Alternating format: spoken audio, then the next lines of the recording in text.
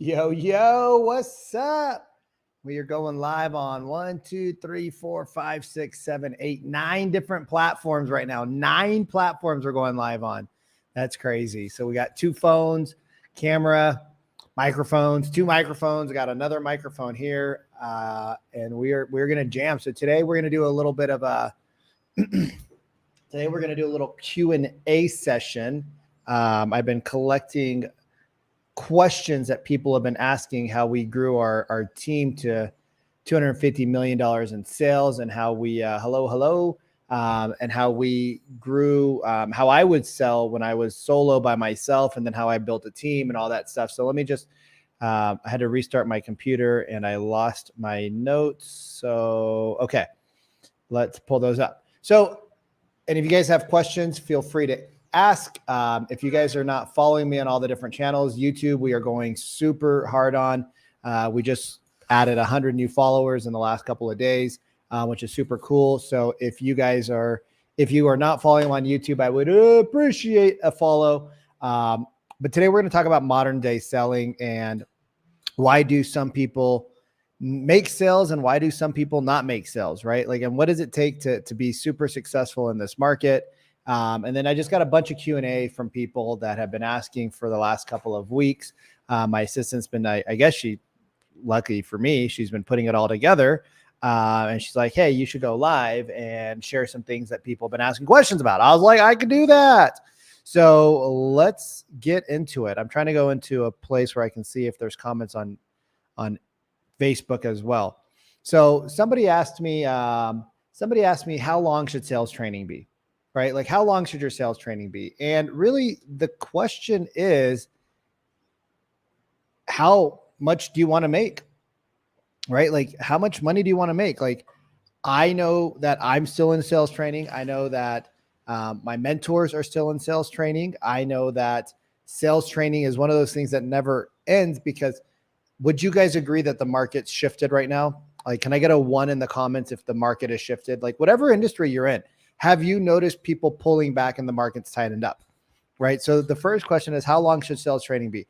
I think you should, hopefully your company, right, has some sort of training process when they bring you on board. I know not all, right? We got on Facebook, we got a 1 from my friend Katie. I know that not all companies have sales training. Like, we're doing some new things in our company, and the person we brought on is kind of our guinea pig, right? It just, sometimes it works out like that. But overall, you should have some sort of process that your company forces and mandates you to go through. And then you should have ongoing continued training. All right. So how long should training be? It should be inevitable, like indefinite, inevitable, indefinite. All right. So the more complex your sale is right now in real estate sales, we have a pretty complex cycle. It's not super complicated in the sense that, buying and selling a house it's pretty straightforward, but the process of getting a prospect from a cold lead or a open house to a buyer's or a seller's appointment to a, yes, they agree to work with you, to a contract, can take 90, 120, 180 days. And then, paychecks and all that could be 6 months down the road. So your training should be matching what your training length should match. I currently have a sales trainer. So somebody asked me, do I have a sales trainer? Yes, I currently have a sales trainer. I work with a very high-end individual. This program's pretty expensive and it's really good. And I get to, like, today I had a sales call and I was off my game. When you're off your game, you're off your game, right? I was off my game. And I just took the recording and I just sent it to him. And then as I was making some mistakes, I listened to the recording and I was like, oh shit, I missed this and I missed this, right? Because we all sometimes have an off day, right? So your training should be continuous, right? Do I have a sales coach? Yes, I have a sales coach, right? I definitely always have a sales coach. I think it's very important. If you want to be a professional, you have a sales coach. And Kobe Bryant, right? Michael Jordan, Tiger Woods, they all have multiple coaches, right? Think about your favorite player in the NFL, NBA, soccer, FIFA, whatever it is. Think about your favorite person they have multiple coaches, right? So you should have at least a coach. So what is the daily schedule for a successful real estate agent? What's a daily successful for a successful real estate agent? I'm a firm believer that you should practice your skills in the morning, not like 8 to 9, 10 o'clock in the morning. I'm talking about your skills should be practiced like 5, 6, 7 in the morning. You should be working on your sales skills before you get to the office. All right. So I'll give you an example. In our office, before I retired from selling real estate, we would role play and prospect every morning from 7:30 to 8 o'clock, right? 7:30 to 8 o'clock. So I want you guys to grab your calendars right now. Like I'm going to give you some tips here. I want you to grab your calendars or pull up your Google, whatever, or if you use a paper one, pull it up. And I want you to look where you can find 15-minute blocks, 30-minute blocks, 20-minute blocks throughout the day, not during work hours, but before and after, where you can work on your scripts. You can work on your skills. You can listen to calls, right? Maybe you need to set up a script. Like hopefully you have a script, but you can start to listen to those things before and after work. During work hours, you should be working, right? During work hours, you should really be working. So what time do you get to the office, right? Just put in the chat. What time do you guys get to your office at? 8 o'clock, 9 o'clock? If you're getting there past 9 o'clock, you better have a good reason, right? Because if you had a real job that you had to show up to, you would have to get there at a certain time. So put in the chat, what time do you get into your office at? For me, I got into the office at 7 a.m., right? That was just how I rolled. I got in the office at 7 a.m. I'd wake up, I'd do like an hour of my own things, go to the gym, get to the office at 7. That'd give me about 30 minutes before my team showed up, where I could do a little bit more work around the office, schedule my day, get my leads organized, and then I would role play from 7:30 to 8, and then boom, 8:15, we were on the phones. If we were calling canceled and expireds that day, we stopped role playing at 7:55, so you can go do your bathroom break, right? It's inevitable that you're going to have to go use the restroom right before you're prospecting. So we would, break at 7:55. So what time do you get into your office at, right? If you get into your office at 9, can you get there at 8:30? So that 9 o'clock you start prospecting, but you're warmed up, right? You want to be warmed up. You don't want to go in cold, right? Like I'm 41 years old. I went to the gym today. My trainer's like, all right, Vic, let's go, bro. Let's get on the weights. And I'm like, bro, I got to do some mobility, man. I'm 41. I'm not the 22-year-old girls you're used to training. Like, bro, slow your roll. Like I gotta stretch and I gotta, loosen up the joints and the hips. That is not Ty Lopez. That is Mr. Deal. So are you warming up before you get on the phone? If you're not, like you should do that. Like practice your scripts right before you get on the phone. Your morning should be dedicated to income producing activities. Your afternoon should be dedicated to taking care of those activities. And the middle of the morning, right? 11 o'clock, 12 o'clock, that should be like an hour of flex time is what I call it. So many good friends on Instagram. What's up, y'all? So much, Jesus Christ. Joe's a naughty man. Joe's a naughty man on Instagram this morning. You should have a little bit of flex time. If you don't schedule appointments in the morning, what do you think you should be doing the whole entire day? Right? If you're not scheduling an appointment in the morning, what should you be doing throughout your entire day? Put in the chat, right? If you're not scheduling an appointment in the morning, what should you be doing throughout your entire day? You should be on the phones. You should be working. There is nothing more important in real estate than booking appointments, right? Like you can get a transaction coordinator to manage your transaction. Not that hard, right? You should have a little bit of a block, 11 to 12, to take care of fires. You should have a block in the afternoon, take care of fires. You should be on the phone a ton. You should be reaching out to people. You should be on Instagram. You should be on LinkedIn. You should be wishing people happy birthdays, right? There are things you can do to reach out to people. Everybody's like, I need more leads. I need more leads. I'm like, no, you don't. You just need to be creative with the leads you have. If you're on Instagram and you're on Facebook and you got 500 to 1,000 people between the two platforms, that's a lot of people you can reach out to and say, yo, what's up? Now, you might not have a good opener, which is why you don't do it, right? But then it's the same thing. If you get more leads, but you don't know what to say to them, isn't that the same problem that you're already in right now? Well, you have leads, you just don't know what to say to them. So you're in the same problem. Nothing's changed. So morning, like 8 o'clock, right? You should be on the phones, reaching out to people, trying to book appointments. Morning before that, like the pre-morning, you should be working on your sales, working on your scripts, setting up your day so that you're successful. All right. 3 things. Do I have what it takes to be a real estate agent? I don't know. I think real estate's super hard. If Joe's still in the room, like anybody that sells real estate that's successful, right? Is real estate easy or hard? I'll tell you, real estate is incredibly hard. If you guys agree with that, just throw a couple of likes or hearts or whatever platform you're on. We're on like 19 different platforms right now. So is real estate, can you be a successful real estate agent? Well, there's a couple of things. One, yeah, there are all sorts of hundreds. Real estate's hard as fuck. One, are you willing to work hard?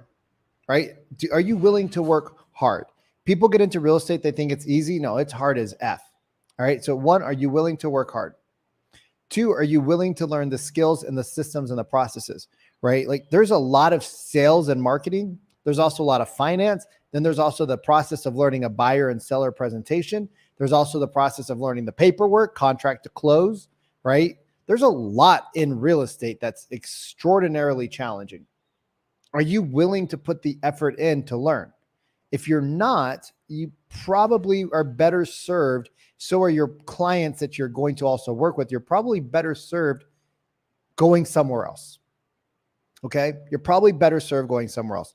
The other thing is that real estate's mentally taxing, right? It's emotionally taxing. Like, let me tell you, I think every real estate agent who does more than 10 deals a year needs a therapist, right? I see real estate agents get into the business and 5 years later, they're making money, but they're unhealthy, right? So like it's physically taxing, it's mentally taxing, it's emotionally taxing. And if you don't have the ability to withstand that, you're going to suffer. And when you're new, you're going to have an up and down because you just don't know the flow of real estate. So it's the roller coaster of real estate. You're going to have the up and down. In this market, right, where buyers are reluctant to buy because they think the market's going to crash. Sellers are reluctant to sell because interest rates that they have might be in the 3, 4, 5%. They don't want to lose that interest rate unless you're able to connect to them emotionally, right? Like, why did they reach out? They raised their hand. They had some sort of a problem. Okay. So do you have what it takes to get into real estate and be successful? I don't know. That's a you question. But it takes a lot of grit and determination to make it in real estate. That's all I can say. Even great salespeople come into real estate and get their face kicked in the first year or two if they don't really put the effort in. Now, there are other people that come in the first year, they make $300,000, $400,000, $500,000. That's not the norm. Most people don't make that money ever. Let's see. What's another good question? So how do I build trust and rapport with clients in sales? Okay, that's a great question. So when we call a client, right? Like I was doing some follow-up calls today and I wasn't paying attention, right? I got a little out of my head. I started thinking about other stuff. And when I called a lady, I didn't warm up properly, right? My assistant's not here today. I didn't warm up properly. And I just was kind of off, right? I didn't sleep very well last night. And I was like, hey, I'm just calling to check up. And I was like, oh, fudgesicles, right? Like I haven't said that in so long. And I went back to my old self. Right. So when we build trust and rapport with the client on the phone, what we want to avoid is these filler questions is what I call them. And what a filler question is it's the question where it's like, hey, how you doing? Right. And I train all this inside of the Real Estate Sales Academy. Like inside of the Real Estate Sales Academy, we role play 3 or 4 times a week. You have access to me via Facebook. Right. So you have a lot of access to ask questions. You can put your calls in there, right? So we can listen to your calls live and actually hear what happened and dissect it. But I called the lady and as the words were coming out of my mouth, I was like, wake up, Vikram. Holy shiz kebab. What did you just say? And immediately she was like, oh, like I could feel her tone drop. right? She's like, how you doing? Oh, I'm doing great. How you, like, we had to go through the process. Once you start that, your sales call. So I already lost trust there, because when you guys ask people how they're doing, they know why you're calling. You're calling for a reason. You're not calling to kumbaya and ask them how they're doing. That's a really quick way to lose trust, right? Another way you lose trust is you don't have a process to follow. If you don't have a process to follow, it's a really easy way to lose trust. Affiliate marketing is the easiest way on TikTok. I don't know what that means, but okay. Affiliate marketing's kind of hard from what I've heard, but you said it's easy, so it must be easy, right? I don't know. You guys, if you're finding value out of this, could you do me a favor? Could you share this with somebody, or could you just put some hearts and likes on it, just so that other people will be notified that this is potentially good content? Another way we lose trust is we don't know what to say, right? We don't have the right questions. We say the wrong things. The wrong things are saying the wrong things. Oh my God, very, very bad. Wrong thing, wrong thing. Another way we lose trust is our tone, right? Our tone is off. If we don't have the right tonality, right? If you call somebody and you're overly excited, right? Like you have your presentation, I'm on camera voice, and then you have your, I'm making a sales call voice. When you're making sales calls, you guys, it's super normal, natural, relaxed, calm, chill, but there's a bunch of tones. There's a curiosity tone, right? There's empathetic, right? There's the empathy tone. There's the skeptical tone, right? There's the tone that you have to use where you're a little bit more assertive with people. When we talk about money or we talk about results, sometimes we need to be a little bit more assertive with these people so that they have confidence, right? There's all these different tones that we have to work through. And sometimes you'll start a sentence like skeptical, and then we'll go into another one where it's like skeptical to like an assertive tone, or skeptical to a curious tone, or skeptical to an empathetic tone, right? There's all these different things. I'm getting Slack messages left and right currently. There's all these different tones that we need to use. What's up, Heidi? Heidi's one of my private clients, just joined in on the Instagram. I think she's on vacation right now too. So that's great that she's always learning. When you're using the wrong tone, even if you ask the right questions, you can trigger people, right? Or if you don't use any tone at all, right? So instead of saying like, hi, I'm calling just as, you'd inquired about 123 Banana Street. Imagine you say, hi, you inquired about 123 Banana Street. What was it about the advertisement that caught your interest? Like, do you think that that's going to cause that prospect to want to stick around and listen to you? Probably not, right? So are we using the right tone? Are we using the right cadence? Are we using the right pauses, right? All of these things build or break trust, right? All these things build or break trust. And if you don't know how you sound, you probably don't sound as good as you think. Right? It's why the greats, Kobe, Michael Jordan, LeBron James, right? You name it, Wayne Gretzky, right? You think about it, they all have coaches in their corner, multiple coaches, in fact. But we got into sales and we're like, oh, well, this is easy. I'm very charismatic. And, my buddy Sharon, the president of Real Brokers, he says, charisma only gets you as far as charisma is going to get you, right? The friendship sale is only going to get you so many friendship sales, and then it's going to stop working. So do you have the skills, right? I already asked this question, but there's a lot of new people on. Is your market tighter now than it was 6 months ago? Right? Is your market tighter now than it was a year ago?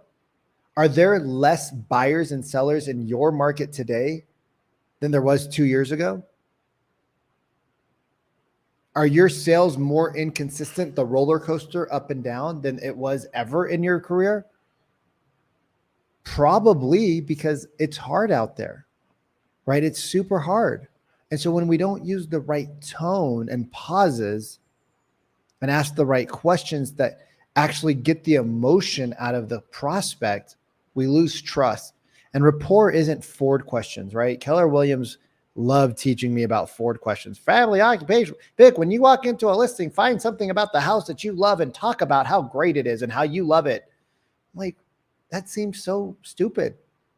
That seems so stupid. Like, I don't even know. These people don't know me. I don't know them. I'm not going to spend 5 minutes talking about a bunch of bull crap. I want to get right into it and like, show them that. What's up, Mr. Chris Hines? What's up, Mr. Chris Hines?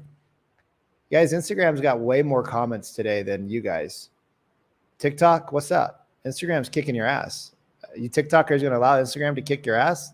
They're commenting, asking questions, throwing hearts and likes and shit. Like, wow. TikTok, I'm disappointed. You got the good camera and the good microphone today.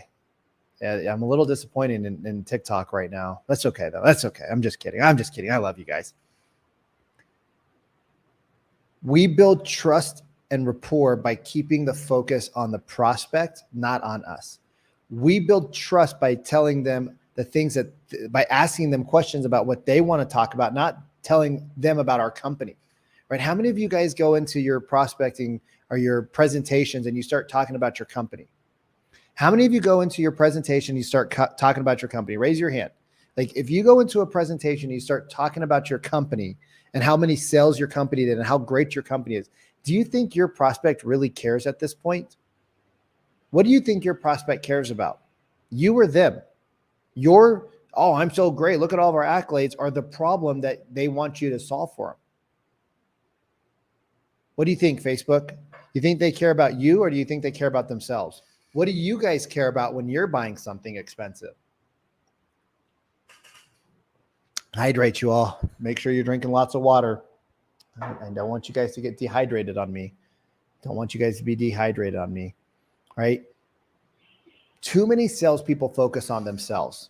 Yeah, Katie, people only care about themselves. Yet we were always taught to walk in and say, I'm with Sotheby's. I'm with Real Estate Breaker this. I'm with this team. I'm with that team. And you guys, I was guilty of it too. We all did it. We all did it when we started.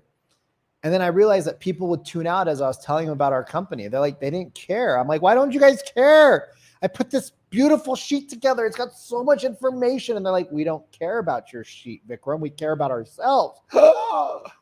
Revelation number 101, right? Thank God I learned that early on in sales, that people don't care about me. They care about themselves, right? So we still had the page in our presentation for credibility. And if they wanted to see it, they could.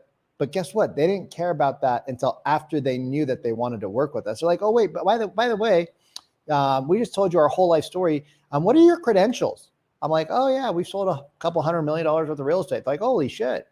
What else have you done? I sold a couple $1 million worth of Cutco knives. You sold knives? Yeah. Okay, cool. Right? So when we build trust and we build rapport, we don't do it the way that you were probably taught by your broker who was using an old, outdated model. And it's not their fault. It's not their fault. It's not your fault you were taught incorrectly, but it is your problem, right? My mentor, Jeremy Miner, says it's not our fault, but it is our problem, right? So we have to fix, right? We have to fix the things. Now, a lot of people say that they don't know what they don't know. Vic, how do I learn all this stuff? Like, where do I learn all this stuff? Well, follow me on YouTube, right? Follow me on Instagram, follow me on TikTok, follow me on Facebook, follow me on LinkedIn, right? All over the place. Yes, be a problem solver, y'all. Be a problem solver. If you really want to make a lot of money selling, be a problem solver, right? Don't solve your problems, solve their problems. Oh, here's a big one. Here's a big one. A lot of salespeople make big assumptions, right? They just feel like because this would be something good for them or bad for them, it's the same for their prospect. That is not true. That is not true. What's good for you might not be good for your prospect. I'll give a quick example. I sold real estate, right? So before I retired, I would go out and the client would be like, what do you think of the house? Now, I would never have an opinion of the home other than if I thought it was a nice house, good layout. Like I would tell them that stuff. I'm like, but before I give you my opinion, what do you guys think about the home? They're like, we really like it.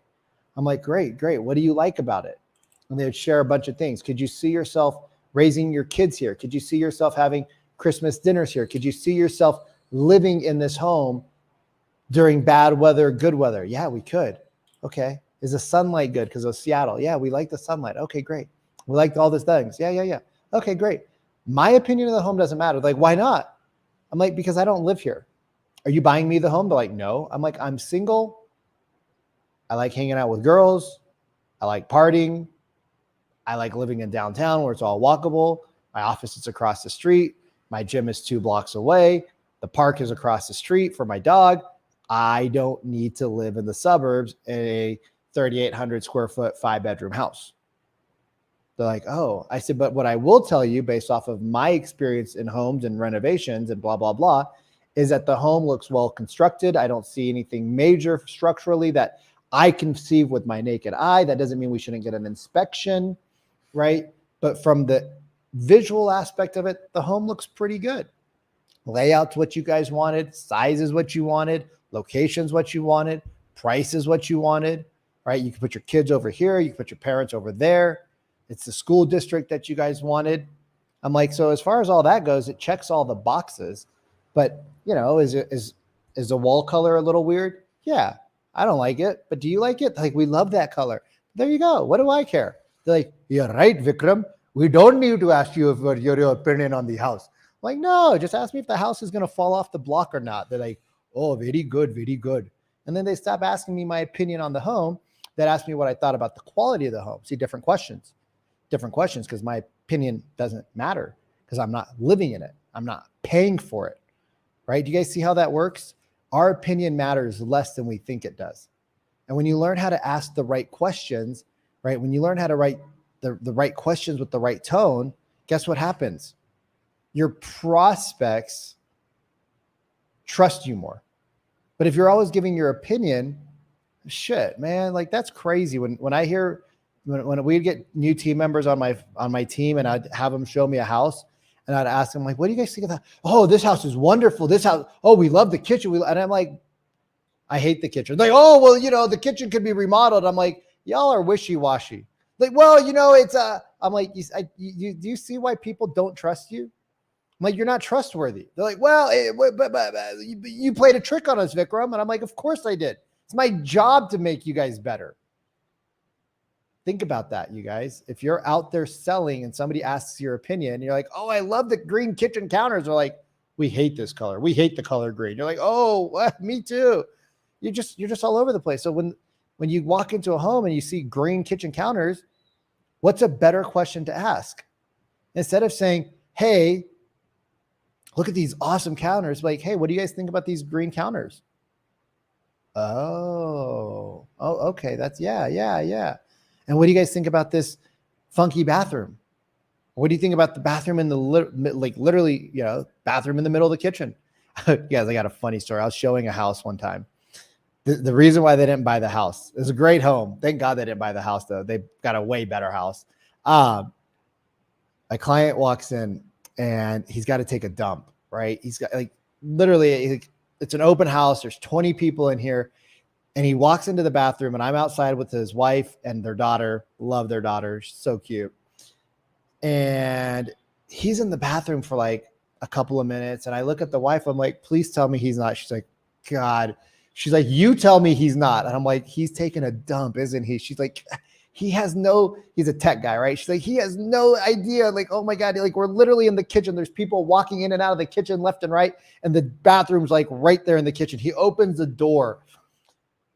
Oh my God. It smelled like a bomb went off in there. And she was so embarrassed. And I was just cracking up. I was just laughing my face off. And he opens the door. It just like a bomb went off. And she's like, let's go. I'm like, where are we going? She's like, don't you want to see the rest? She's like, nope. I'm not living in a house where the kitchen and the bathroom are right next to each other, because every day when he comes home from work, he's going to walk in, he's going to drop a dump. It's going to smell like poop. It's going to be embarrassing. So she's like, we need a house where the kitchen faces the living room and the bathroom is a couple of feet away or down the hall. And that's what we found him because of that experience, right? Like how good of, that's like my favorite story ever. I ended up living with those guys for like three weeks when I was remodeling my house too. They found me in Home Depot.